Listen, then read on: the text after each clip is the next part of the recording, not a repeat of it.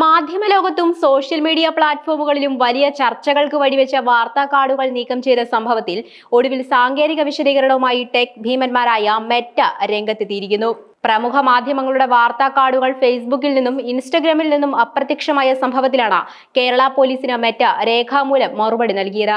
Kerala cyber division SP Ankit Ashok ഉന്നയിച്ച 7 പ്രധാന ചോദ്യങ്ങൾക്കാണ് Meta രേഖാമൂലം മറുപടി അയച്ചിരിക്കുന്നത്. വാർത്തകൾ നീക്കം ചെയ്യപ്പെട്ടത് സർക്കാരിന്റെയോ പോലീസിന്റെയോ നിർദ്ദേശപ്രകാരമല്ല എന്ന് മെറ്റ വ്യക്തമാക്കുന്നു.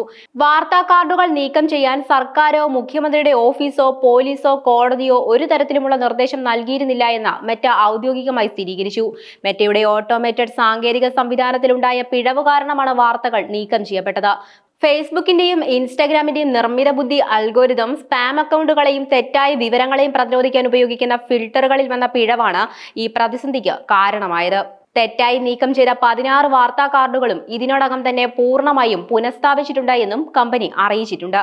പ്രതിപക്ഷവും മറ്റ് രാഷ്ട്രീയ പാർട്ടികളും ഉയർന്ന തലത്തിൽ ആരോപണം ഉന്നയിച്ച പശ്ചാത്തലത്തിലാണ് പോലീസിന്റെ അന്വേഷണം വേഗത്തിലാക്കിയത്. സർക്കാരിന്റെ ഇടപെടൽ മൂലമാണ് വാർത്തകൾ മായ്ക്കപ്പെടുന്നത് എന്ന തരത്തിലുള്ള പ്രചാരണങ്ങൾക്കാണ് മെറ്റയുടെ ഈ ഔദ്യോഗിക വിശദീകരണത്തോടെ വിരാമമായിരിക്കുന്നത്. സോഷ്യൽ മീഡിയ അൽഗോരിതങ്ങൾ മാധ്യമ സ്ഥാപനങ്ങളുടെ വാർത്താ വിതരണത്തെ എങ്ങനെ ബാധിക്കുന്നു എന്നതിന്റെ നേർക്കാഴ്ച കൂടിയാണ് ഈ സംഭവം. സാങ്കേതിക തകരാറുകൾ പരിഹരിക്കാൻ കൂടുതൽ കൃത്യതയുള്ള സംവിധാനങ്ങൾ കൊണ്ടുവരുമെന്ന് മെറ്റ ഉറപ്പു നൽകിയിട്ടുണ്ട്. പ്രമുഖ മാധ്യമങ്ങളുടെ വാർത്താ കാർഡുകളും സോഷ്യൽ മീഡിയ പോസ്റ്റുകളും ഇത്തരത്തിൽ നീക്കം ചെയ്യപ്പെടുകയോ നിയന്ത്രിക്കപ്പെടുകയോ ചെയ്തിരുന്നു. ആദ്യത്തെ വ്യത്യസ്ത വിശദീകരണങ്ങൾ ഇവയൊക്കെയായിരുന്നു. സാങ്കേതിക തകരാറാണ് കാരണമെന്ന് പോലീസിന് വിശദീകരണം നൽകുന്നതിന് മുൻപ് ചില മാധ്യമങ്ങൾക്ക് നൽകിയ മറുപടിയിൽ ഇന്ത്യയിലെ IT നിയമങ്ങൾ അനുസരിച്ചുള്ള നിയമപരമായ അഭ്യർത്ഥനകളുടെ അടിസ്ഥാനത്തിലാണ് വാർത്തകൾ നീക്കം ചെയ്തത് എന്ന രീതിയിലുള്ള മറുപടികളും മെറ്റയിൽ നിന്ന് ലഭിച്ചിരുന്നു. മുഖ്യമന്ത്രിയുടെയും സർക്കാരിന്റെയും വിമർശന വാർത്തകൾ നീക്കം ചെയ്യപ്പെട്ടതിൽ പ്രതിപക്ഷ പാർട്ടികളും മാധ്യമ സംഘടനയായ KUWJ ശക്തമായി പ്രതിഷേധിച്ചിരുന്നു. എന്നാൽ സർക്കാരോ പോലീസോ ഇതിൽ ഇടപെട്ടിട്ടില്ല എന്ന് ആഭ്യന്തര വകുപ്പ് ഔദ്യോഗികമായി വ്യക്തമാക്കുകയുണ്ടായി. ആദ്യഘട്ടത്തിൽ ഒരു പ്രമുഖ മാധ്യമത്തിന്റെ 13 വാർത്താ കാർഡുകൾ മെറ്റ തിരികെ നൽകിയിരുന്നു.